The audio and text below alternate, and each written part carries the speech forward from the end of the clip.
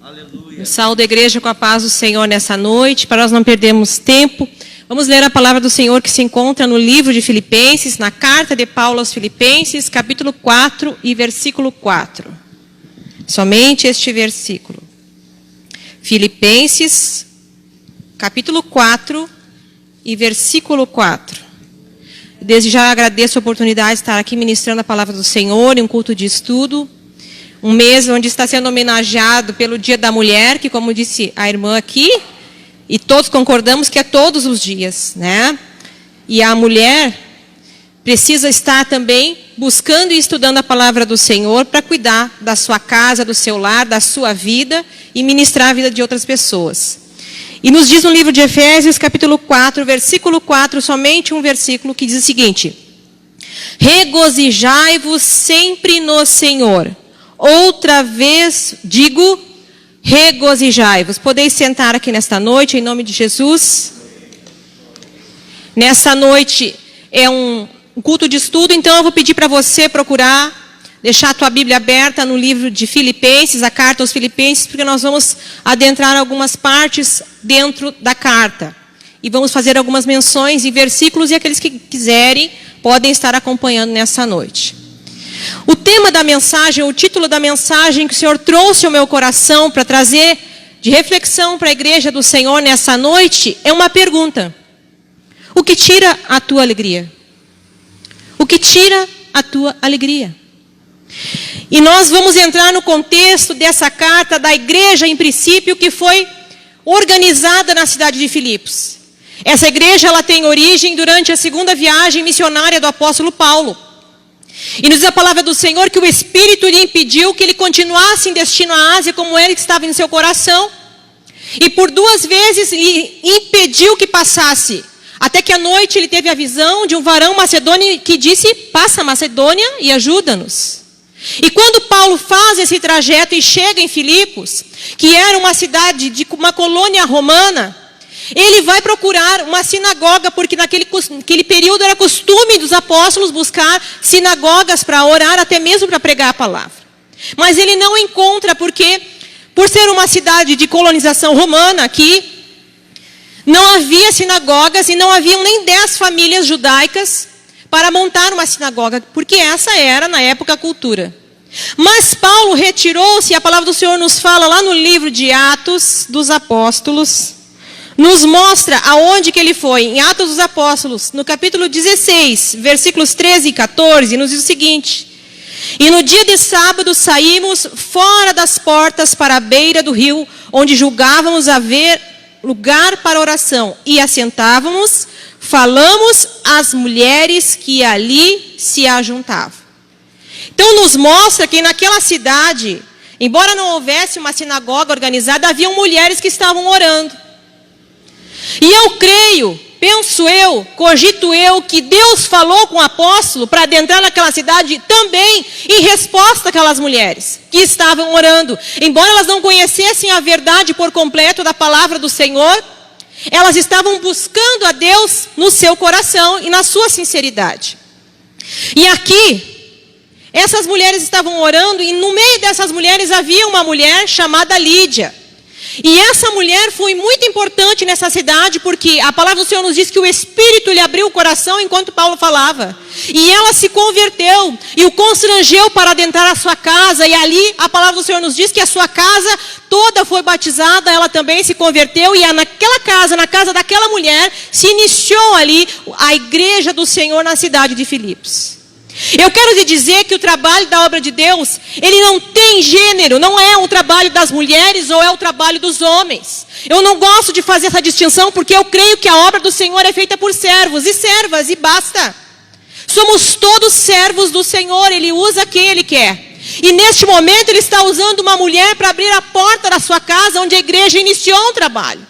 E ali aquela igreja começa a ter os seus primeiros tempos, começa a ter os seus princípios. Paulo ensinando, nos mostra a gloriosa conversão de um carcereiro também, que fez parte dessa igreja, que também foi a casa de Lídia, e esse núcleo da igreja do Senhor que se forma nesse período.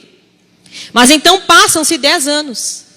E é o período em que o apóstolo Paulo vai escrever a sua carta aqui, a Filipenses, do qual nós estamos falando nessa noite.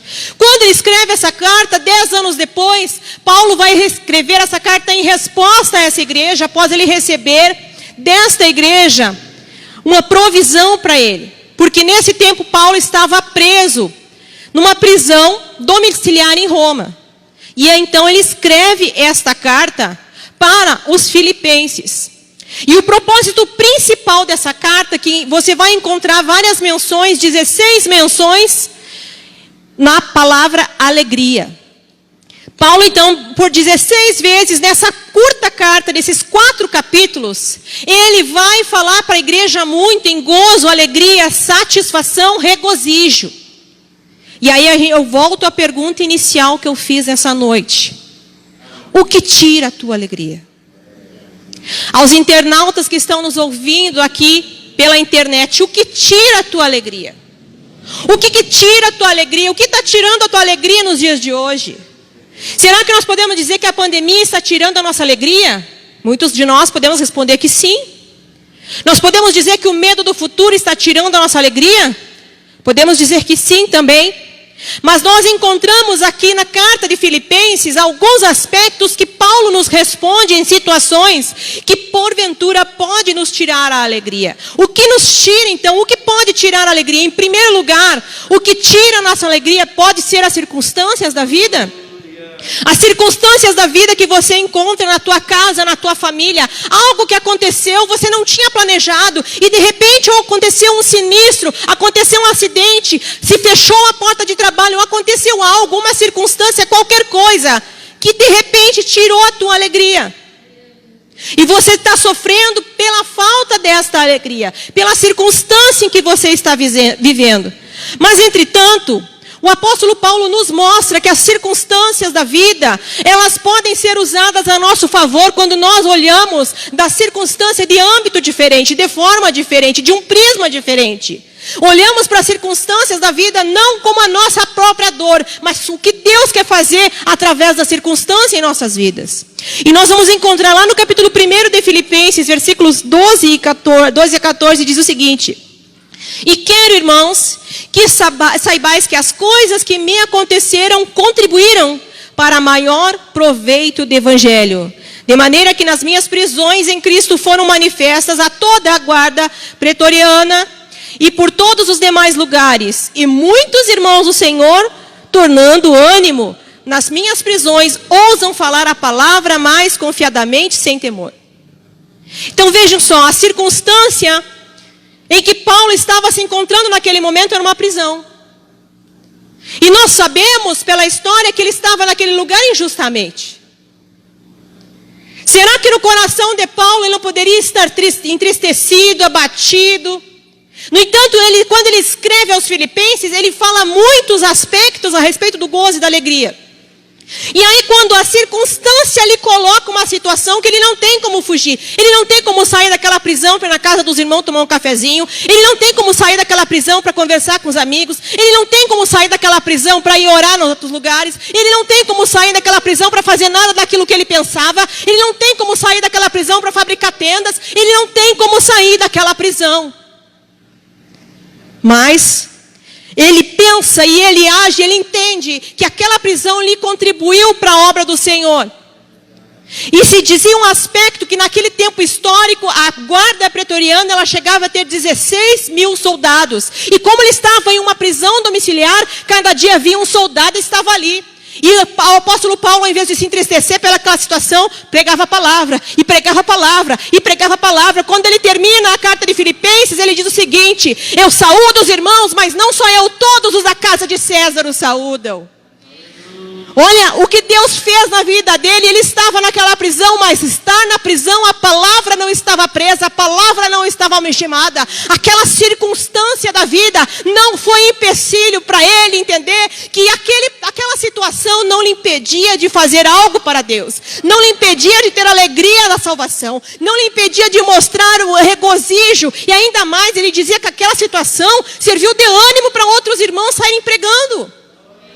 Inclusive ele disse: olha, não sei qual é a motivação dessa gente, pode não ser a motivação certa, mas deixa eles pregar a palavra. Então Paulo está dizendo isso, e se regozijando e se alegrando, e ele vai falar a respeito disso. De que importa, irmãos? Vamos regozijar, vamos alegrar, nisto eu me alegro. Naquela circunstância que ele não tinha como modificar. Segundo aspecto, o que tira a tua alegria será o medo da morte. O medo de uma situação que a gente não tem como controlar. O medo de uma enfermidade que a gente não tem como saber. O medo de uma situação que bate a nossa porta, que para nós, inclusive, pode ser a morte de um sonho, a morte de um projeto. Uma situação que talvez termine prematura um projeto, um sonho, algum objetivo que você tenha na sua vida. Seria esse segundo medo que tira a tua alegria, o medo da morte. E o apóstolo Paulo vai falar lá no versículo 13 o seguinte, em resposta a essa circunstância, essa situação. Porque para mim, o viver é Cristo e o morrer é ganho. Paulo, a Bíblia nos diz que ele não tinha sua vida por preciosa, mas ele sabia, ele queria estar com Cristo, porque a alegria, o gozo da salvação que estava na vida dele, para ele não importava se ele passasse para a glória, estaria com Cristo. Se ele ficasse na terra, ele estaria ajudando e fortalecendo a fé dos seus irmãos. Naquele momento ele queria continuar fortalecendo os seus irmãos, mas para ele não importava o final. Importava que a qualquer momento, a qualquer situação, a qualquer circunstância, ele tinha a alegria do Senhor. Em terceiro lugar, o que tira a tua alegria? O que tira a tua alegria? Nós vamos encontrar uma situação em Filipenses que o apóstolo fala aqui. Contendas, discussões, problemas entre relacionamentos, tira a tua alegria? Puxa vida, não tem nada mais que nos tire a paz quando nós convivemos com pessoas e às vezes alguém diz uma palavra mal intencionada ou não precisa ter intenção, alguém diz uma coisa, o outro entendeu outra, pronto, já acabou uma circunstância, virou uma contenda, virou uma dissolução. E hoje em dia com as redes sociais isso está muito em voga, muito se colocando situações desse tipo e que tira a alegria. Dentro do teu lar, muitas vezes você levanta de manhã, diz uma palavra, o teu esposo diz uma palavra, você diz uma palavra para ele, e o que acontece? Muitas vezes uma palavra mal interpretada, o inimigo se aproveita, lança a seta e tirou a tua alegria daquele dia. Mas o apóstolo está dizendo o seguinte, a resposta para essa situação. Lá no capítulo 2, versículo 2 e 13, ele está dizendo: completai o meu gozo para que sintais o mesmo, tendo o mesmo amor, o mesmo ânimo, sentindo uma mesma coisa. Nada façais por contenda ou vanglória, mas por humildade cada um considere uns superiores ao outro. Então o apóstolo Paulo está dando aqui a resposta. Que essa situação não precisa tirar a nossa alegria. Quando, irmãos, ele está dizendo, quando você considera o teu irmão superior a você, quando você não olha de cima para baixo, mas quando você olha e pensa, glória a Deus que o Senhor está usando meu irmão, glória a Deus que o Senhor está usando a minha irmã, eu vou orar para que a igreja se fortaleça, porque quando a igreja está unida, quando um fortalece o outro, há crescimento, há alegria e não há tristeza. Porque quando há desunião, ali há tristeza, uma situação triste. Mas Paulo está dando a resposta para a igreja. Essa é a resposta, estar unidos, ao invés de estar na situação de contenda. Um outro aspecto, o que tira a tua alegria? O peso do passado tira a tua alegria? O peso, a tristeza, o remorso, as situações que muitas vezes nós vivemos, as dores, lembranças, tira a tua alegria. Muitas vezes você está lá na tua casa, muito bem, vem aquela lembrança no teu coração de uma situação que você passou e que te entristeceu. E o apóstolo Paulo nos dá a resposta então para essa situação. Filipenses 3, versículos 13 e 14, que diz o seguinte: irmãos, quanto a mim, não julgo que haja alcançado, mas uma coisa eu faço, é esquecendo-me das coisas que para trás ficam, avançando para as que estão diante de mim, prossigo para o alvo pelo prêmio da soberana vocação de Deus em Cristo Jesus. Então Paulo está dizendo que não importa teu passado, não importa a situação, por mais tragédia que tu tenha vivido na tua vida, e Paulo dizia muito isso, porque ele sabia, ele se responsabilizava pelo tanto mal que ele causou à igreja, por muitos crentes que ele arrastava pelos cabelos, mulheres, crianças, e não tinha piedade, ele era mau. Mas Deus o perdoou, e agora ele está dizendo, olha, eu vou prosseguindo em frente, eu vou deixando para trás o que passou. Tira a nossa alegria quando começamos a olhar para o passado, para os problemas e para as circunstâncias. Como é que nós voltamos a ter alegria? Olhando para Jesus, prosseguindo para o alvo.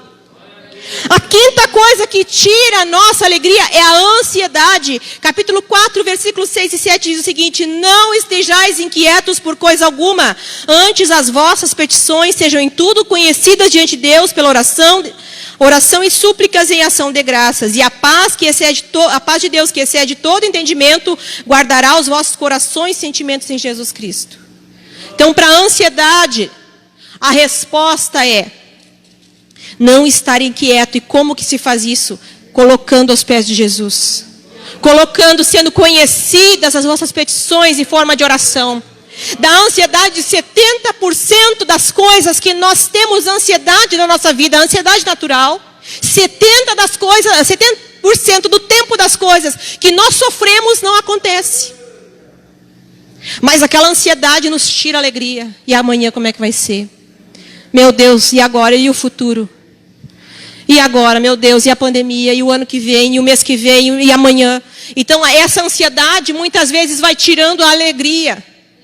E pessoas ainda são acometidas de enfermidades geradas por essa ansiedade. E a Bíblia nos fala que no livro de Provérbios, capítulo 17, versículo 22, ele fala que a alegria é como um remédio para nós. A alegria é um remédio, mas quando você está triste, até o espírito se abate. Então ele está falando que a alegria é um remédio até mesmo para a ansiedade, para o problema.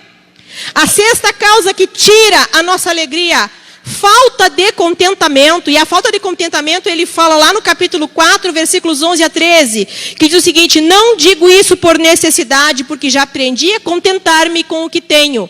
Sei estar abatido e ter em abundância de todas as maneiras, e em todas as coisas estou instruído, tanto na fartura, como na fome, como na abundância, como padecer necessidade. Posso todas as coisas naquele que me fortalece. Então Paulo está dizendo que muitas vezes nós não estamos vivendo um contentamento com o Senhor. Isso tira a nossa alegria. Nós temos que aprender a contentar-nos com aquilo que Deus nos deu. Até porque não é nosso, é emprestado.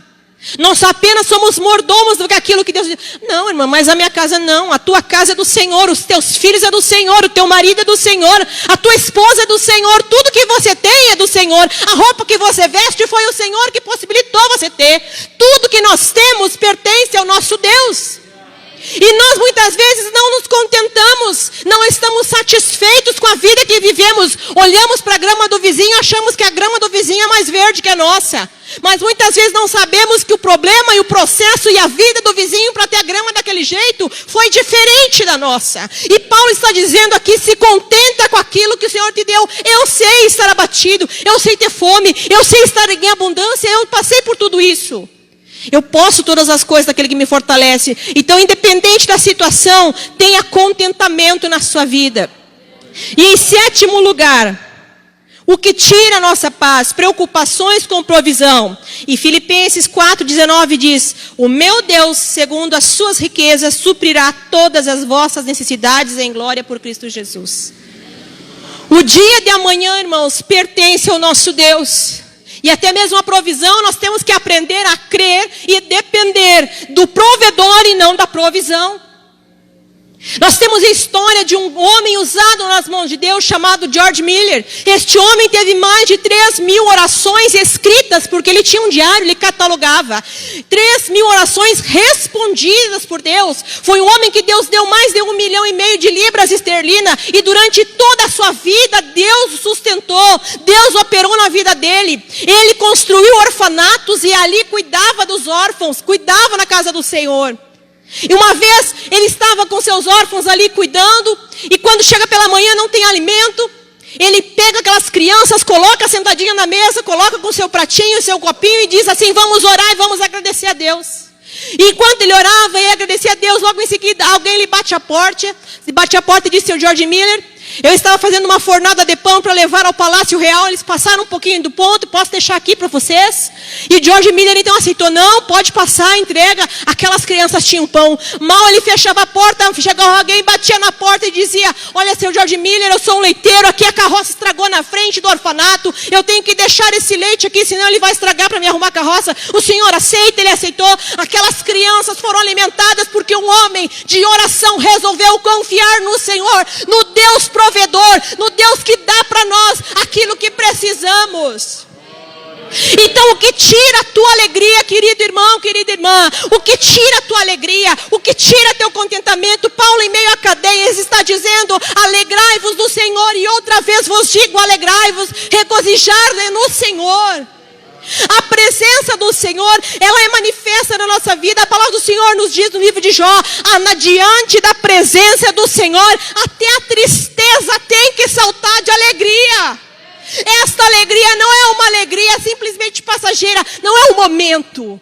Não é uma hora que você está alegre e por algum motivo você chorou, você sentiu tristeza. Não é esta, é uma alegria permanente da parte de Deus. É a alegria do Senhor. A palavra do Senhor nos diz no livro de Jeremias que a alegria do Senhor é a nossa força. Não é a minha, mas é a do Senhor que está na minha vida.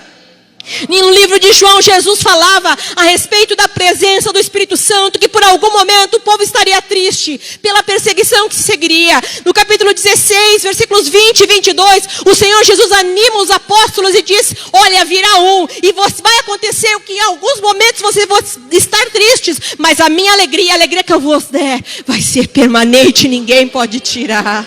Aleluia. Talvez nessa noite você possa estar pensando: nós não estamos reunidos e congregados em um mesmo ambiente. Talvez isso esteja roubando a tua alegria. Talvez a situação de provisão da tua casa esteja roubando a tua alegria. A ansiedade, o medo da morte, as circunstâncias, tantas enumerações de situações da vida que você pode dizer: isso tira a minha alegria. Mas eu estou te ensinando que o apóstolo Paulo aproveitava aquela situação para dizer para a igreja de Filipenses: regozijai-vos sempre no Senhor. Outra vez vos digo, regozijai-vos.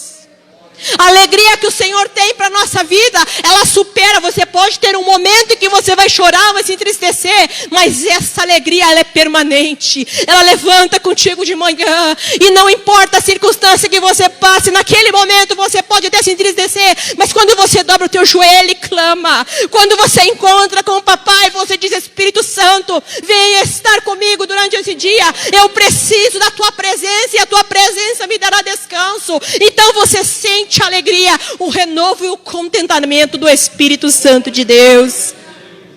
Nós precisamos entender que a palavra do Senhor é instrução para a nossa vida. O que tira a tua alegria? E nessa noite eu venho te fazer essa pergunta para você refletir. O que tem tirado a tua alegria, querido irmão, querida irmã? O que tem tirado a tua alegria? O que tem tirado o teu sono? O que tem tirado você? Muitas vezes, quando nós deixamos de entender que Deus tem grandes coisas para nós, isso vai nos tirando a esperança. E a sua palavra é repleta de promessas que Ele tem para cada um de nós. E nessa noite eu te digo: alegrai-vos ou regozijai-vos sempre no Senhor. Outra vez vos digo, regozijai-vos. Na versão atualizada fala: alegrai-vos no Senhor. Outra vez vos digo, alegrai-vos. Um livro escrito na prisão com 16 expressões de alegria, de alguém que estava preso em cadeias. Certamente era alguém que tinha uma alegria muito superior à circunstância. Aquela prisão. Talvez hoje você pode achar que a tua casa tem sido uma prisão onde está em isolamento.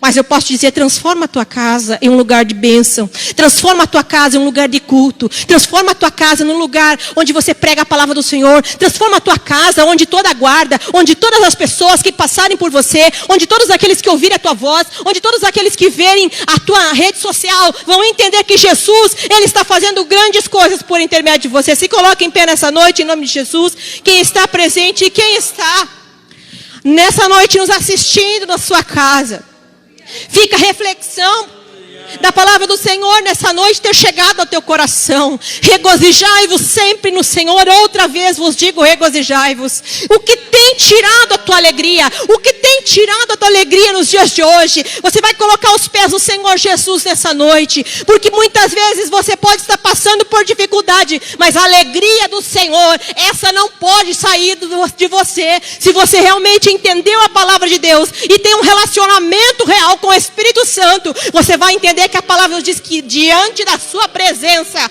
até a tristeza salta de alegria.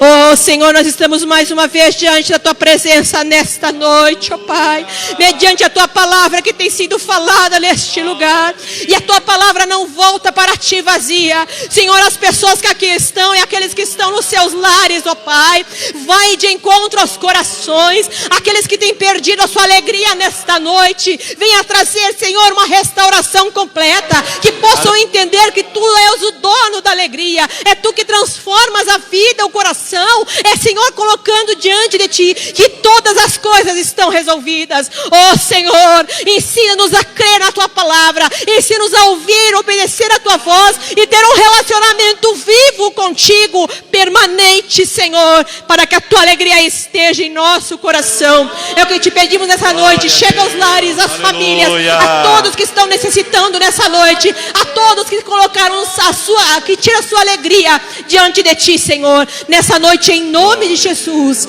Entra com a provisão e com a providência, em nome de Jesus, amém. Entrego essas palavras em nome de Jesus, agradeço pela oportunidade.